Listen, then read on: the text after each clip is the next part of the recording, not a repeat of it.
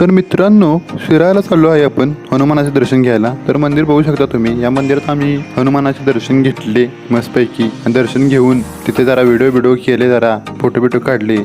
तर दर्शन घेऊन आम्ही पुढे अंतरी येथे गेलो. नवसाला पावणारा गणपती हे मंदिर बघू शकता तुम्ही. हे तेच मंदिर आहे. स्ट्रक्चर तर खूप भारी आहे. आतून परिसर खूप भारी दिसतो. आणि नवसाला पावणारा स्वयंभू गणपती आहे हा. तर तुम्ही बघू शकता अंतरी येथे आहे.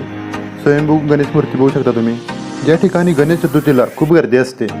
तर मित्रांनो, तुम्ही पण या ठिकाणी दर्शन घ्या. अंतरे येथे आहे, शिराळजवळच आहे. दर्शन घेऊन झाल्यावर चांदोलीला गेलो. चांदोली तिथून 45-40 किलोमीटर होते.